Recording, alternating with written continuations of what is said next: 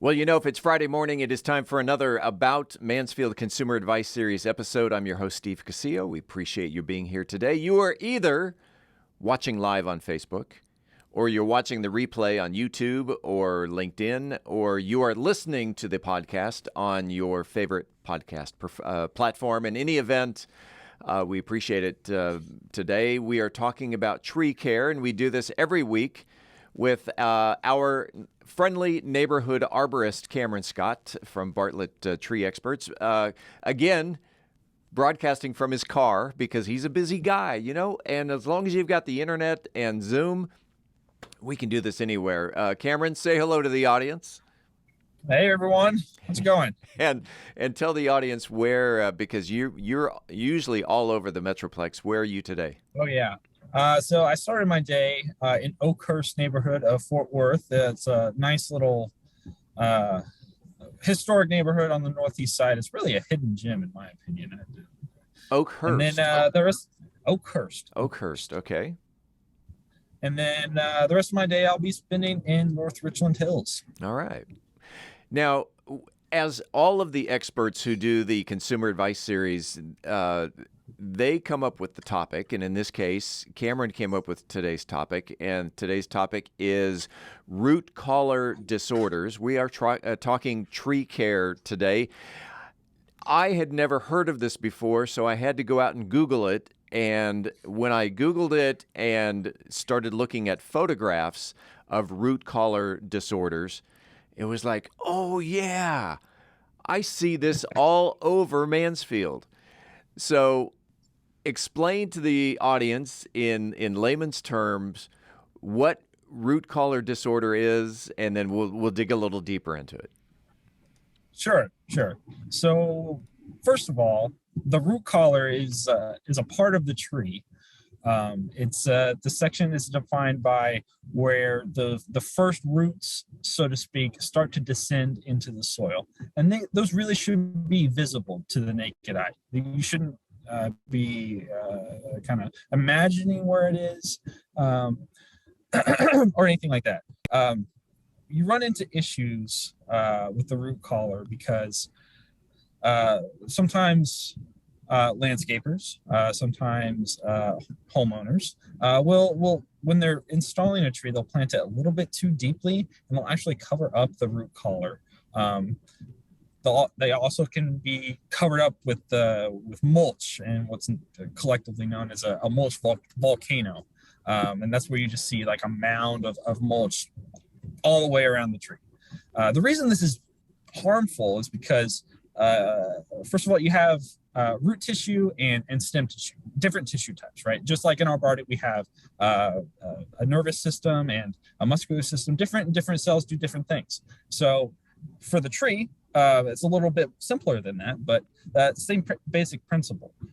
So root cells they specialize in absorption, and they're used to being around water and nutrients, pulling that up for the rest of the tree to use. Now, stem cells, they are mostly responsible for structural integrity as well as transport of those water and nutrients. So you run into problems where you have a buried root collar, that transition zone isn't visible, and there's excess moisture held against the stem, and that can lead to stem rot.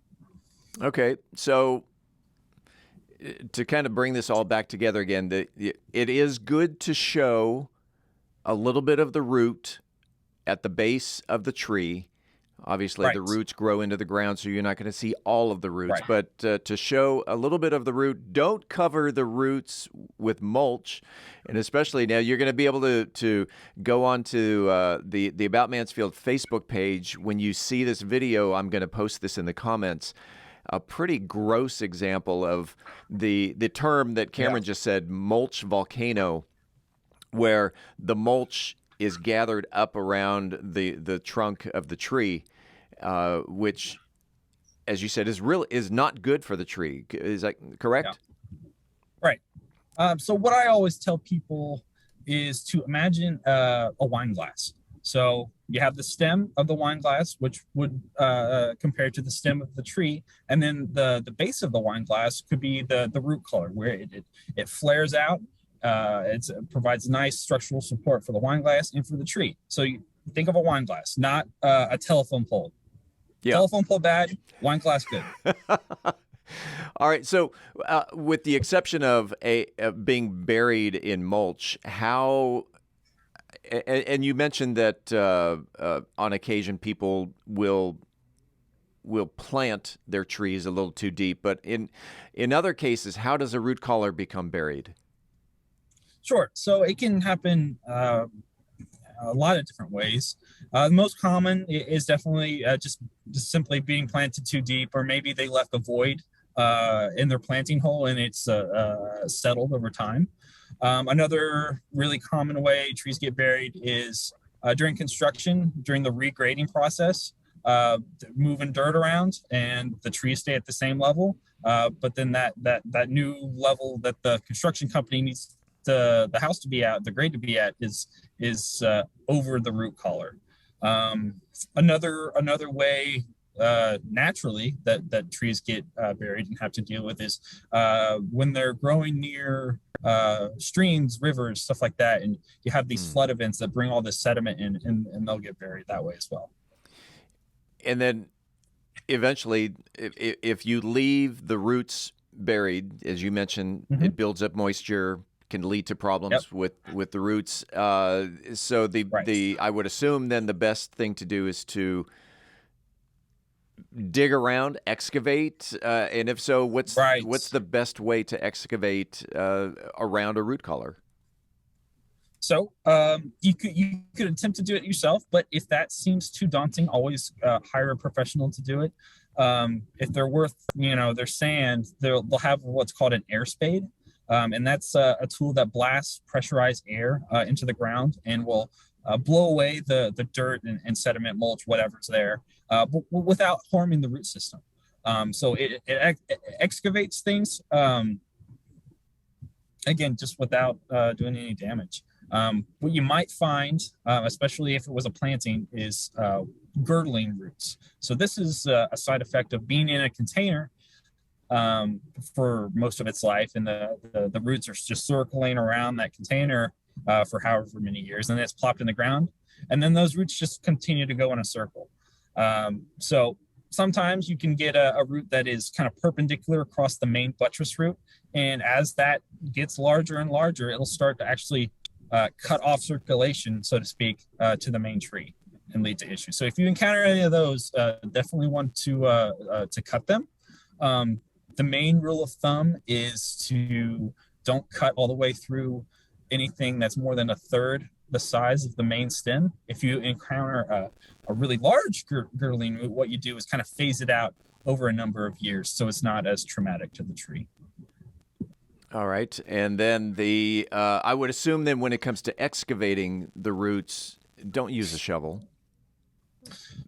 No, definitely not. If it's just mulch on top, just always try to use your hands at first. If that's not really working for you, you can get like one of those raking tools, small handheld raking tool, sure, to kind of help you break up the soil. But really try to avoid doing any damage to those main roots, as that if you create kind of a wound right there, it's really likely that you're going to get some sort of fungal agent is going to infect that area and develop some sort of rot. All right. So again, telephone pole bad, wine glass good. And that's a great reference right there, especially with the base of the wine glass. All right. So if with the mulch volcano, again, the description is people putting mulch up, whether it's a third of the way up the up the bark, the trunk. Is the other way then? I've seen some people do like a bowl type of mulch around, and they're exposing the roots. Is that that's the preferred way? Yeah, so that you kind of have like a ridge around the outside of the mulch ring, and that's great. What that does is if you're watering that tree, if it's a new planting, it keeps that water at the base of the tree instead of just flowing off. Because newly planted trees, they need more water than established trees. So that's the rationale behind that. All right. And with the minute or so that we have left, is there anything that you want to recap or add to the conversation? One glass good, telephone pole bad. Can't stress it enough. All right. If someone wanted to reach out and talk more about telephone poles and wine glasses, how can they reach Cameron Scott and Bartlett Tree Experts? Sure. You can give my office a call at 817-656-8733 or shoot me an email at cscott@bartlett.com. Cameron Scott, your friendly neighborhood arborist. Oh, by the way, because you're out working with trees on a daily basis, and to prove that you're out working with trees in the ground, show him your dirty hands. This is awesome. He's out doing the work. I was collecting a root sample earlier. I'm gonna test it for root rot. Yeah. Excellent. We do this every week. Let's do it again next week. Sounds great.